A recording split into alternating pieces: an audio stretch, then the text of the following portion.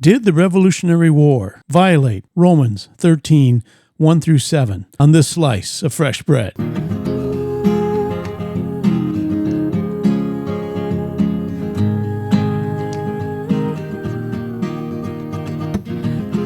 Welcome to Fresh Bread, a podcast ministry of Grace Bible Church, Gainesville, with Pastor Brandon and Pastor Keith.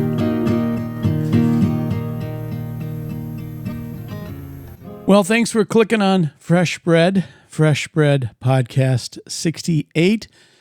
Fresh Bread, where we're bringing the truth of God's Word to a starving world. I am Pastor Keith. He is Pastor Brandon, and we're recording this podcast on the week of the 4th of July. So I thought it would be fun if we talk a little bit about the American Revolution. And we're going to specifically look at, was the American Revolution a violation of Romans 13, 1 through 7?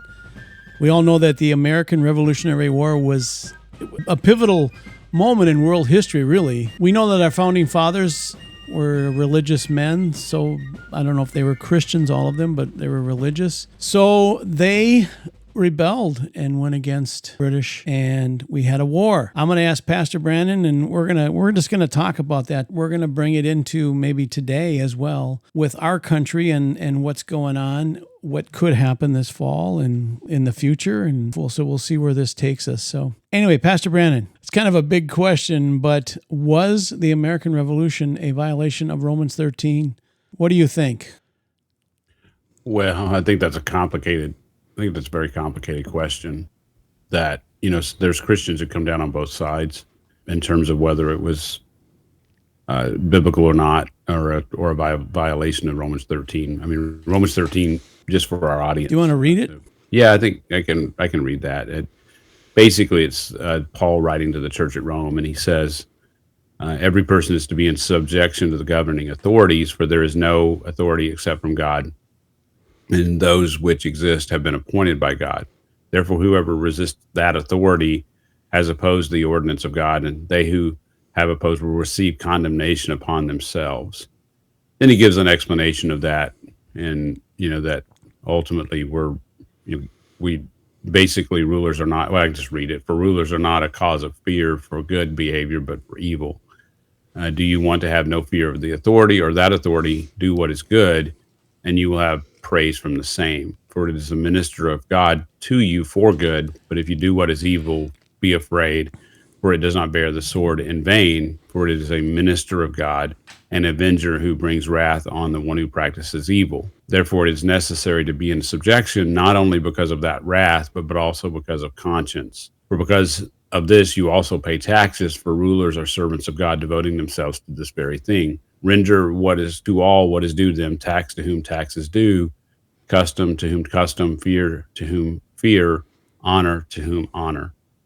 And so, there's a couple of things that we probably ought to point out about this. He's speaking to individual Christians. He's speaking to the church at Rome, or he's writing to the church at Rome, but he says in the very beginning, every person is to be in subjection to, or every soul is another way to translate that, but every person or soul is to be in subjection to the governing authorities. And then ultimately there is no authority except from God. So it's God who establishes that authority.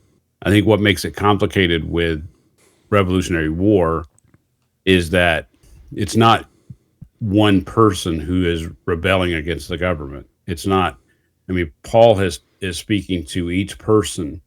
And so, it's interesting for a Christian, and you and I talked, before we started this podcast, we talked at length about this and kind of what we thought and which direction this was going to go. But, the question is, and the question on that really has to be answered is, when you have a group of people, are they entitled to self-government? And that really was what our founders were dealing with. Are they entitled to self-government? What we have to recognize is that the Revolutionary War didn't start, like on a whim. There was things that led up to the Revolutionary War. There was actually several events that that happened that led up to the Declaration of Independence. There were 7 different events that led up to the Revolutionary War. It started in 1765. Those events with the Stamp Act, the Stamp Act of 1765, and really, ultimately, you can track this all back to what is called the 7 Years' War, and it was the English or the British government who came in and protected the colonists from the Indians. And so, they felt like they had spent a lot of blood and their money, treasure, to protect the colonists from the Mm. Indians. So the colonists needed to pay their share. And so that, from their point of view, they had this big investment in the colonies. Therefore, they felt like that they should be able to tax the colonies. And ultimately, the colonists didn't see it that way and resented the fact that they had to not only had to buy their goods from the British from Britain, but they had to pay tax on them as well. And so and they were forced to pay this tax. And so they pushed back on that. And ultimately the British rescinded that, but there was certainly lingering hurt from that situation, or hard feelings from that situation. And then in 1767 there was something called the Townshend Act. The Crown established a board of customs commissioners to stop smuggling and corruption among the local officials in the colonies. And so again, they were asserting their authority in the colonies, which enraged the colonists. From there you had the Boston Massacre, which is in 1770. The Boston Massacre was basically 7 soldiers who were surrounded by 200 colonists, and the colonists were taunting them and throwing things at them, and so the soldiers lost their cool and began to fire into the crowd. And when the smoke cleared, there was 3 deaths that occurred. 3 men were dead, and 2 others were mortally wounded. And so, again, that the colonists used that, especially Paul Revere, used that as sort of a rallying cry, a propaganda tool, against the British government. So that's in 1770. In 1773, you have the Boston Tea Party, and where they had passed the Parliament had passed a Tea Act, and to really to help the British East India Company. And so the Americans didn't like it, and they obviously we know the story of them disguised as Mohawks boarding 3 ships in the Boston Harbor and destroying 92,000 pounds of British tea by dumping it into the harbor. And so they avoided harming any of the crew. They didn't damage the ships, but they even replaced a padlock that had been broken. But they did destroy the tea. So that escalated things. And then you had the coercive acts of March through June of 1774. Where they closed the Boston Harbor and until restitution is paid, for the tea that they had destroyed. And so then basically it was then they had called the Quartering Act, where they had allowed British military officials to demand accommodations for their troops in unoccupied houses and buildings in town, rather than having to stay in the countryside. And so it didn't force the colonists to board the troops, but they had to pay the expense of the housing and feeding the soldiers. So the quartering of troops really became, one of the major grievances of the Declaration of Independence. Then it escalated even more in Lexington and Concord, and where there was a force of British soldiers who were led by Thomas Gage. He planned to capture the radical leaders of the rebellion, Sam Adams and John Hancock. And then he was going to go and seize their gunpowder, but spies got got wind of that, and the famous Paul Revere ride, spreading the word to be ready for the British. The British are coming. The British are coming. And so then the force was confronted by some militiamen, and there were 7 Americans who died, but they were able to stop the British. The British lost 773, and 174 were wounded and 26 missing in action. So pretty significant situation there in Lexington and Concord that happened sort of as an escalation to this. And then you have, British attacks that began, happening, but definitely it was escalated, with some attacks that happened on coastal towns between 1775 and 1770, really October 1775 and January 1776. What I really wanted to say is this isn't as cut and dried as, it was a gathering situation that happened over a course of several years, from 7 Years' War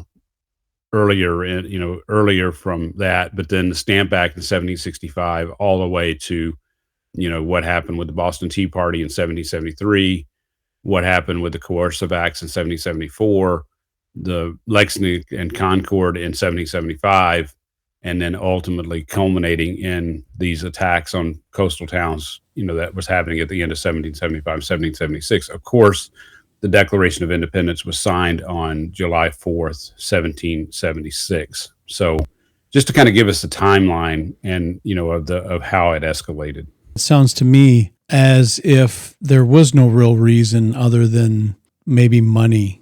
Well, money, power, control, the question, you have to pay for government and you have to pay for wars. You have to pay for, there's a cost involved. And, the 7 Years' War was clearly, obviously Britain came in and they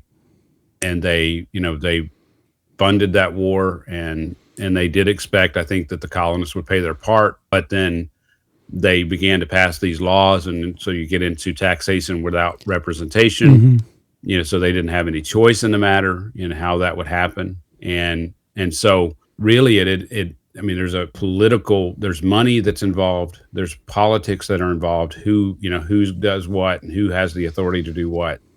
And so it really, it's a convoluted situation. And I think what we have to recognize as we answer this question of whether or not it was against Romans 13, I think what we have to recognize is that it isn't as cut and dried as maybe we think, that maybe we want to make it.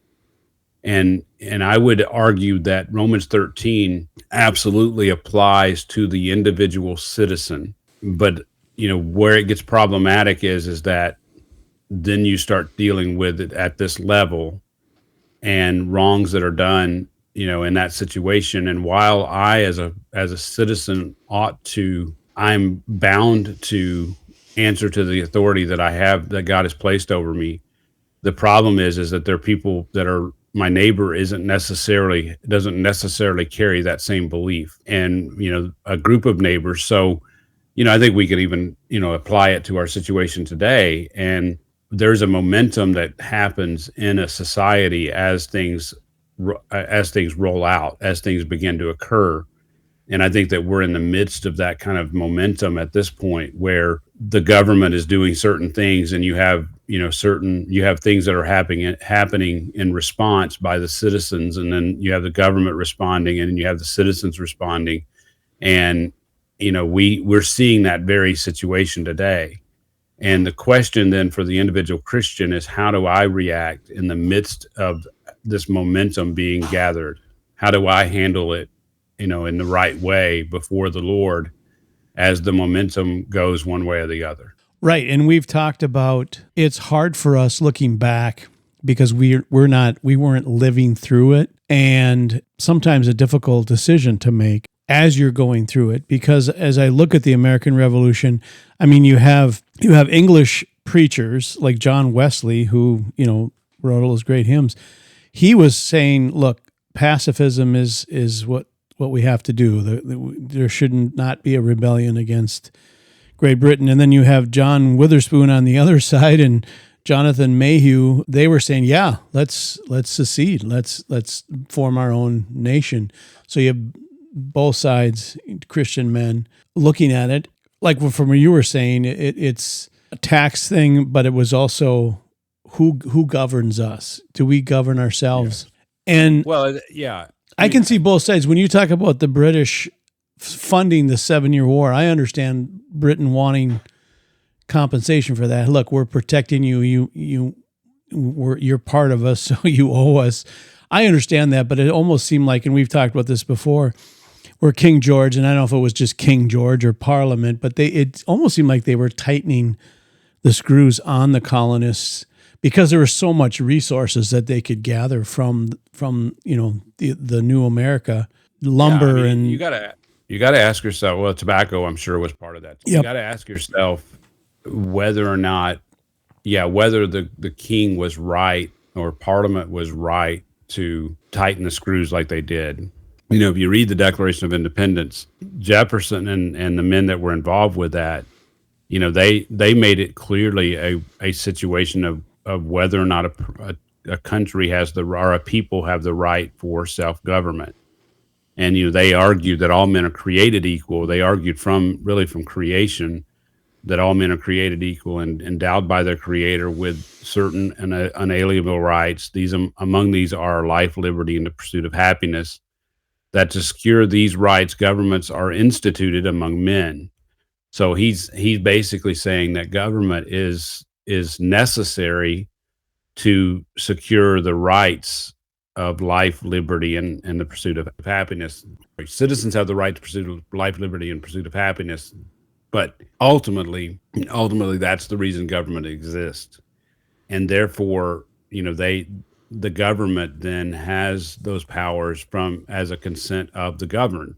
And so Jefferson goes on in the Declaration, says that whenever any form of government becomes destructive of those ends, it is the right of the people to alter or abolish it and institute new government, laying its foundation on such principles and organizing its powers in such form as to them shall not seem most likely to affect their safety and happiness. So the point that he's making is the question that he's raising, and where I think that, and really the kernel of this is whether or not a people have the right to self-government, whether or not they have the right to abolish a government that is infringing on their ability to life, liberty, and the pursuit of happiness. Right, and I think Jefferson and the rest of the colonists made sure that you see that in the documents, that they saw themselves not as anti-government but anti-tyranny. They're not promoting anarchy. They're simply forming a new government, that they still support God's institution of government, but they believe their actions were specific against the regime that was in violation of Romans 13. And that's kind of what they were looking at, right? Yes. I mean, they were basically looking at basically the king and the parliament, the king of Great Britain and the parliament. And they're saying, I mean, he goes on to say the history of the present king of Great Britain is a history of repeated injuries and usurpations, all having in direct object the establishment of an absolute tyranny over these states. To prove this, let facts be submitted to a candid world. That was the statement. Then he goes into several reasons why that they say that he's forming an absolute tyranny. And it really all boils down to this representation, the fact that the colonies had legislatures that were governing these colonies, and that the king was doing things, the king and parliament were doing things to usurp the authority of these legislatures, which had been basically established by the colonists themselves. And so the king was doing different things. We could go through each of those, but probably isn't fruitful to go through each one of those. But ultimately, all we have to remember is that the colonists had set up their own legislatures and to rule the colonies. And the king and the parliament of Great Britain was opinion of Jefferson and those who declared the independence, that they were usurping the authority. The king and the parliament were usurping the authority of the legislatures, and as they continued to make laws, they became more and more tyrannical in those laws in order to keep control over the colonies. Yeah, and I think that's why they felt like they weren't violating Romans 13, because they saw it more of as a defensive action, right? It was not an offensive war. That's right. I fully believe that. Well, I think if you ask yourself, and it's funny because Brian Biederbach did a sermon slash talk back in 2017 at Grace Community Church. I listened to that this morning in preparation and for this. And, he said, had they not fought the Revolutionary War, ultimately the United States would have become free and sovereign anyway, because the other territories of the British Empire became free and owned their own sovereign states without shedding blood. And so so you could argue that the colonists could have stood down and that would have stopped this, but they didn't. They asserted their independence, which then you could argue, was Britain correct in being the aggressor at that point? And do they become the aggressor at that point? And again, that becomes a very difficult, I shouldn't say convoluted, I should say becomes a very difficult question to answer. It's not, and it really doesn't come down to even how, who fired the first shot, kind of idea. And I mean, because you could argue these soldiers, these 7 soldiers in that crowd, the soldiers fired on the crowd, and that was the first shot, that was the first shed blood, and and Britain went that direction. But I don't think it's as simple as that. I don't think we can boil it down to that. I think you have to boil it down to whether or not it was worth fighting a war, whether or not it was worth shedding blood over a people saying we want to be independent. And I think that ultimately it wasn't, and Britain shouldn't have continued to force the hand. And when you begin to look at the motivation had to be money. It had to be, as you said earlier, it had to be sawmills, and it had to be lumber and commerce, and that sort of thing, what they stood to gain from having these colonies and what they didn't want to lose. And so, yeah, should the men have who declared independence, should they have stood down when Britain said, we're gonna fight for this?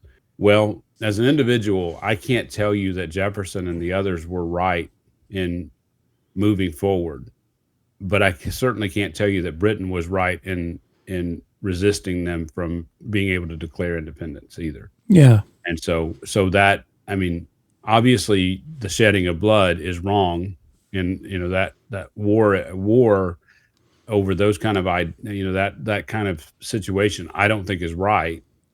But it's hard to say who actually is to blame in that situation. It's a tough one, because we were talking about if we were living in that time.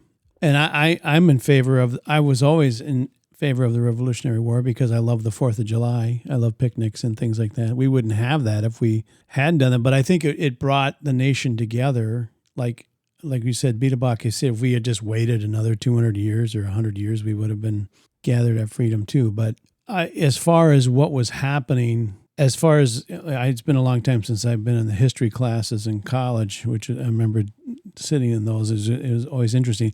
But the colonists reached out and said, how about if you let us govern ourselves a little bit, give us a little more freedom? We'll continue to pay our taxes, whatever you want us to do. But it almost seemed like Britain was like, no, you're going to be under us, and you're going to do what we tell you to do. And these men who are living here across the Atlantic were saying, we can govern ourselves better than they can, and so we need to break free of this. And it was a decision. And to me, when I look at the United States of America, it was so unique because every nation had a king or some kind of ruler. And these guys are all sitting there in a room saying, let's not have a king, but elect a president every 4 years. And he can, he'll serve these terms. So we can and have a Senate and a House where the people actually represent themselves. It had never been done before. It was like a great experiment. To me, I don't see it as a violation of Romans 13 at that point, just simply because I'm kind of on the side of the tyranny. And I look at Samson, I look at some of the judges when we go back in the Old Testament and who fought against evil kings. You know what I mean? There's precedent in the Old Testament of that. And like you said too, I think it's it's hard for us to look back and say this was right or this is wrong because we didn't live through it. Well, and I mean, if you think about it from an individual Christian point of view, and we can actually see this today, I think, in terms of how we respond, do we submit to the government? Absolutely. That's Romans 13. Is there a point where the government oversteps their bounds? Absolutely. That's, we're not to obey the government if they tell us to go murder people, or we're not to obey the government if they, want us to do things that would be against what God's will would be, what God's revealed will would be. And so we have the right to do that, but that's it comes down to a matter of conscience. When things are gathering momentum and there's people talking on both sides and you're trying to figure it out, as an individual Christian, I mean, I think I need to submit to whatever the governing authority is. But at the same time, I need to recognize that in these times where there's upheaval, in the world, it isn't necessarily as clear cut.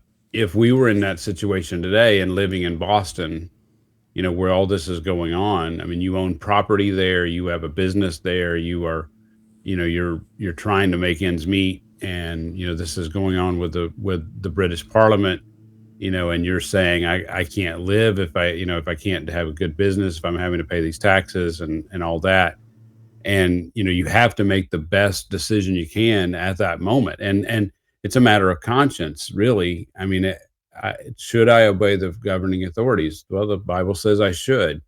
And yet you have this situation going on where you have this group of people where this momentum is going on, and you have Parliament that, things are happening in the British Parliament, and you have this, things that are happening in the legislature, and the British Parliament is suspending the state or the colonist legislatures, and all this is happening, and it becomes really a confusing situation. And so I think as a Christian, I need to do the best I can to obey the governing authorities as best I can.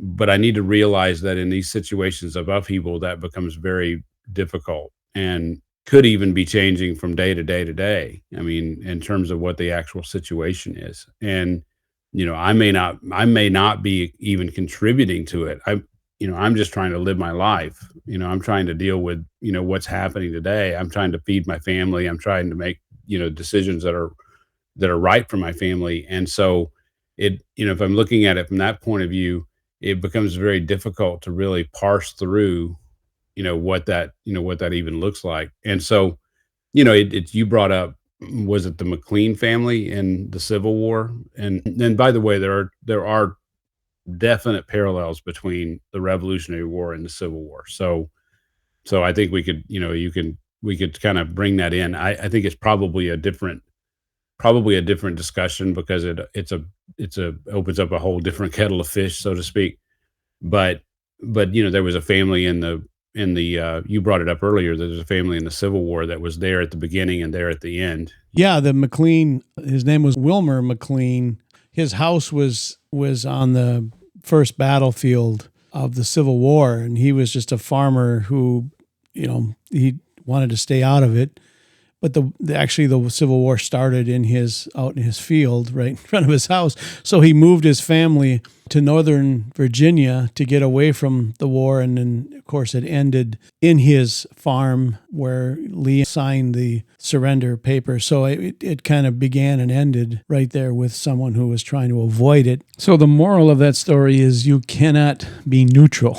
It's going to find you out. The war is going to find you out. It's kind of like the movie The Patriot with Mel Gibson, where he tried to avoid, fighting in the Revolutionary War, but, ended up taking his son, and it messed up his whole family. I was going to ask you the question: if you're living in 1776 and you're submitting to the British government, really that's who's ruling you. But then once the United States is formed and they sign the Constitution, they do all that. Now who are you submitting to? It has to be the government that, I guess you'd have to recognize the new government, submit to them. They're now in a war against your former. So you can't just sit there and say, I'm going to be neutral, because like you said, it's going to affect you some way, right? Yeah, and I actually haven't thought this through, I haven't thought it through at some in any depth, but so there's always a danger of answering when you haven't thought through it in any at depth. But maybe you can help me with this. But it would seem to me that to the best of your ability, that you're going to submit to whatever your local authorities are doing. Obviously I shouldn't say obviously, you should have say at the local level, right? You should be able to, that if in a situation like this, let's just say we live in Alachua County and we live in Florida, and Florida secedes from the Union. And that's something that the secession has been talked about, over the past several years with, what's happening in our world today. It would seem to me, just as I think it through, that I would still be responsible to answer to the local authorities, and whoever the local authorities are answering to, in terms of, the state of Florida. And, if the state of Florida is seceded and it's the governor now that's really leading us, they're submitting to that. And so I'm responsible really to submit, on a local level to whoever, is governing my home, whoever is the governing authority of my home, of my property that I'm living as part of.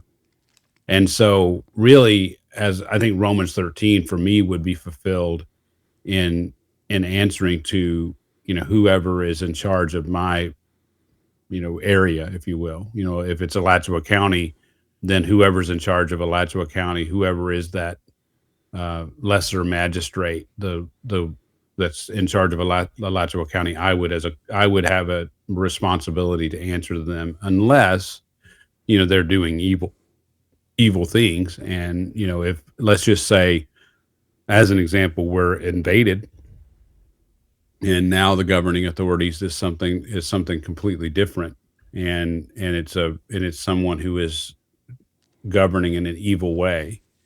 The only way I would be permitted biblically to rebel against them would be if they are telling me to do something evil.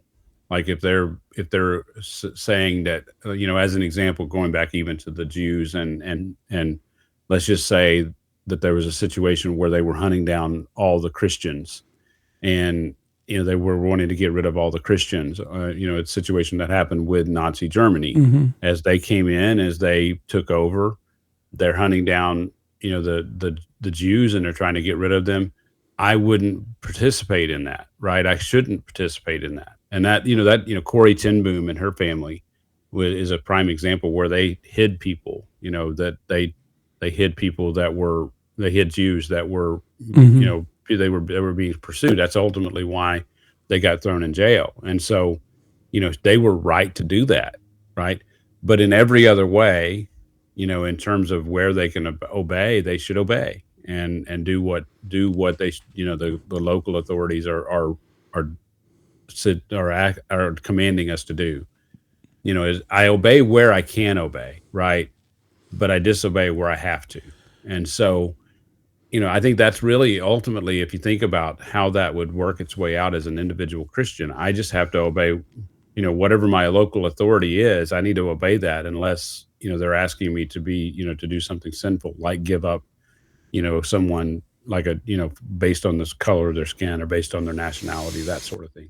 So can I ask you, I always wondered this too myself, why in Nazi Germany, I know this is away from the Revolutionary War, but it's kind of similar because we may be heading into this situation. The Jewish people were submitting to whatever the government said. We're gonna put a star on your business, and then they went to put them in ghettos, and then they put them in trains and shipped them to a camp. So why didn't the Jewish people and other Christians say, "Look, this isn't right"? And they should have, because that, obviously the Germans weren't necessarily outward and saying this is what it's going to lead to, But at some point, you have to go, well, there is a point where you have to say, we can't keep going this direction. It's that this is tyranny, which then brings it back to, the Revolutionary War.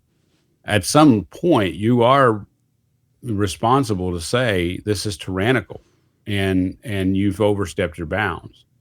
Now you could say, well, the Brian Biederbach answer is that, I don't that it sounds like his answer would be they hadn't crossed that threshold of tyranny, that they even though they were taking over the legislatures, even though they were even suspending legislature, that wasn't tyrannical enough.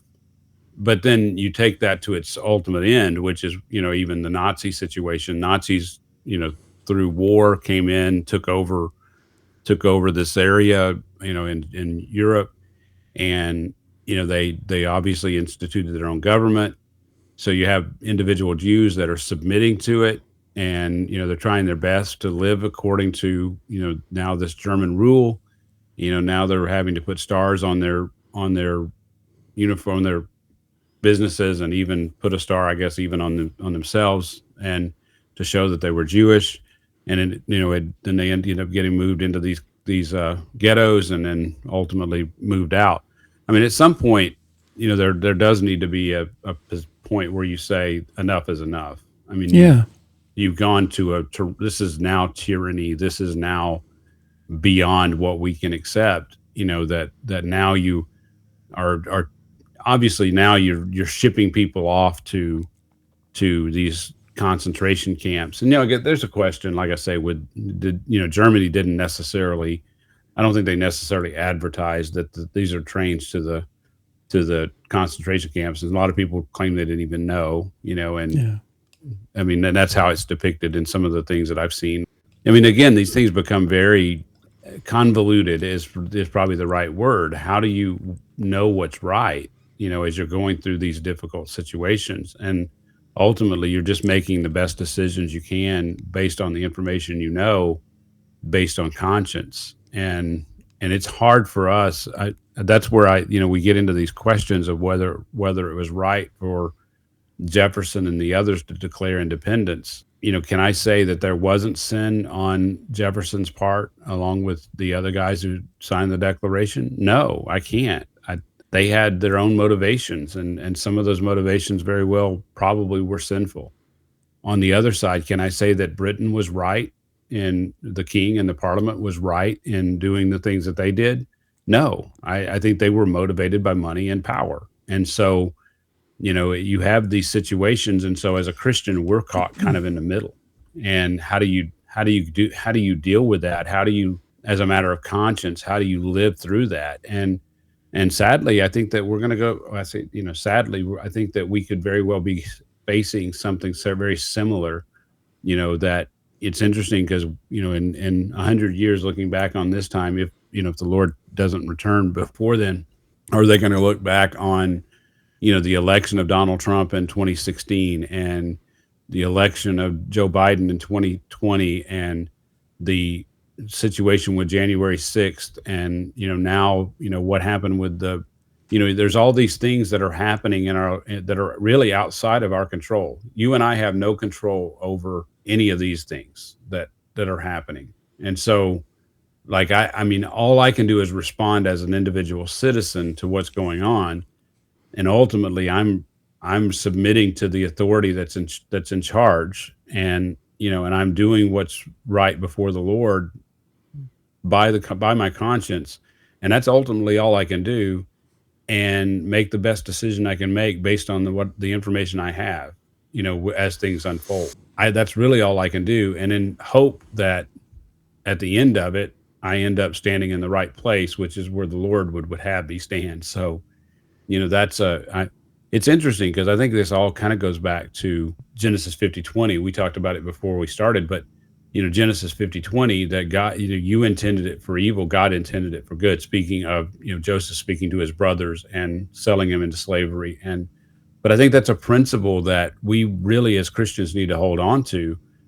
It's easy for us to say the Revolutionary War. It would be easy for us to say the Revolutionary War was sinful, it'd be easy to say, well, it was the colonists' fault. It was those on our side, basically the United States. It's on that side that were wrong, or it's easy for us to sit and say that the British government was wrong. But ultimately, the result of it all, and you brought it up earlier, we live in the United States. The result of it all is God's glory, right? God gets the glory at the end of it all, and he brought these things to pass by his sovereign decree. And we can sit here and we can talk about history, and we can talk about whether it was right or wrong or all that, but ultimately what we have to recognize is God allowed, or not just allowed it, he decreed it to happen so that the United States would become a sovereign nation, so that his purposes would be fulfilled, so that he would get all the glory ultimately. And as a Christian, we need to see it that way. And and we need to apply that even to questions of even the Civil War. And we can look back on it, and we can look on the history of it, and we can debate whether the South was right or the North was right. Whether all that you and I again talked about that before this podcast. We can debate all that, but ultimately the North won. The Union was preserved, and that was God's purpose and plan. And as Christians, we need to recognize that, and we shouldn't continue to be divided as Christians over that question, because ultimately God's plan was brought to fruition, and that was for his glory. Yeah, and if you look at the United States, it may be as simple as God raising up the United States to send missionaries out because the Christian message was spread. And also World War I, World War II, without the United States, World War II, we'd all be speaking German. And I am German, but I don't speak German. But, that may be the reason it's been raised up. And now we see things kind of dwindling down. The United States' purpose may be over. We don't know for sure, or we could end up another century. I mean, I that's the thing, is that I don't mean to cut you off, but I think that you're exactly right. We have to see these things in God's sovereign plan, and we have to see them from his point of view, not from an American point of view, a British point of view, a German point of view. Ultimately, God is shaping all of this for his glory according to his sovereign plan. And you bring up missionaries in it, and you have to recognize the redemption piece of that. I mean, that's really the primary piece of all of this, is that God's plan of redemption. And right now that is through the church. Yeah, and it is a complicated thing. Like when you're a kid in school, yeah, the Revolutionary War is cut and dry. Yeah, I would have grabbed a musket. But when you look at biblically, is it a violation of Romans? There are men on both sides. John MacArthur, we have talked about it before. He's come out and said, look, it should never have happened. I'm still kind of leaning on, I think it was time. I think it was something that needed to be done. Yeah, based on what I'm saying in terms of God's sovereignty, the Revolutionary War was fought. God has brought good from it. He brought about good from it, and it's not up to me to judge those people whether they were right or wrong. It's history, and it is how it happened. And I would say in terms of, if you're just being fair about it, I would say that there was definitely sin on both sides. That King George III and the British Parliament was wrong. They were oppressive. They pushed the colonists to react. The colonists did react. In some ways, they reacted sinfully. And it again, is that right or wrong? It's obviously, anytime you react sinfully, it's wrong. But then God used all of that for his glory to bring about the present result, and which is exactly what Joseph told his brothers. And so, you could go back even to the people in Egypt, and Israel and Egypt, where they to rise up against the Egyptians and basically declare independence from the Egyptians. And and obviously Scripture shows that Scripture actually shows that to have happened, and it was of God. God actually sent the plagues, and sent Moses and the plagues and that sort of thing. Now, is that the same as the United States declaring independence from Britain? I mean, you be the judge. It's not outside of precedence that a people would declare independence from another people. And obviously in the situation in Egypt, the people were being oppressed. He was dealing. I mean, the situation with the babies being born and the midwives and the slavery that they were under, and that was actual oppression. Whether or not the situation in the United States had risen to anywhere near that level, again, where's the line? That's you just had to be a judge of that on your own. But thankfully we're not living through that, so I don't have to make that decision. I don't have to say one way or the other. So. Yeah. Can we look at it as simply that it was God's purpose and God's will because the United States did win one of the biggest upsets in war history? Yes. That it was God's will? Yeah, I think it is God's will. I mean, it is God's will. It happened. I mean, how in the world could a bunch of colonists defeat the most mighty Navy, Army in the world? Yeah, because that's what God willed to happen, and I think that's how we have to land here. I think we brought up the Civil War a couple of times, and I don't think we need to go into the Civil War, but there are definitely parallels between the Revolutionary War and the Civil War, and we need to be consistent in our thinking in terms of both, right? You and I can have another podcast at some point if we want to do that, but we do need to be consistent, because if we say that the people of the Revolutionary War were right to stand up for their own governance, then to be consistent, you'd have to say the South was right. So it at least in my mind. Then we can ask the same question you just asked: who won the Civil War? Who won the Civil War was the North, and ultimately. So was that God's will for them to rebel? Well, it was God's will that the North won the war, and that it was His will and for His glory, and so ultimately it's the same answer or same question, and it's really the same answer. That it at the end of the day, when we look back, it doesn't matter who was right or who was wrong, in the sense that God is the one who chose for it to happen and for His purposes. And let's face it. I mean, He brought about good from it, right? The slaves were freed, and it was another step, in the right direction in freeing, slaves in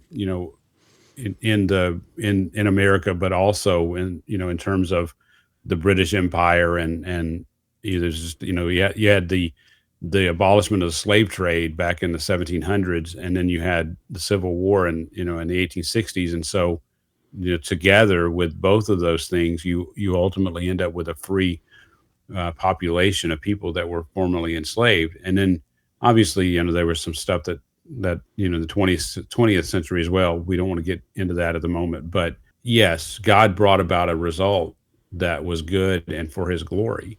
Whether you agree with the South or whether you agree with the North, it doesn't matter, that God used it for His, according to His plan, for His glory. So, yeah, but we were saying these are complicated issues, but we just want to wish everyone a happy 4th of July and shooting off your fireworks and enjoy that time, because I really love this country and I've grown up that way. So I'm happy we're going to be having a 4th of July party. But again, it's complicated, but we should talk about the Civil War sometime.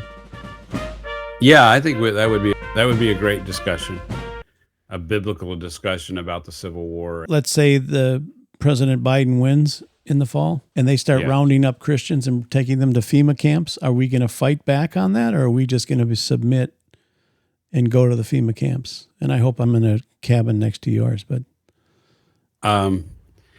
yeah, I don't know. Obviously we hope it doesn't happen, and we hope that the right, goodness and mercy prevails. And whatever that is. Yeah. Well, happy 4th of July, everyone. I'll tell you what, I'm tempted to go buy a musket right now. Yeah, well, I don't know if a musket's going to do it. Maybe a cap gun.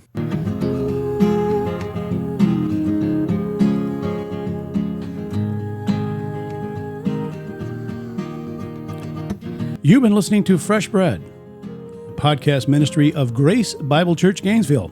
For more information, go to gracegainesville.org. And thanks for listening.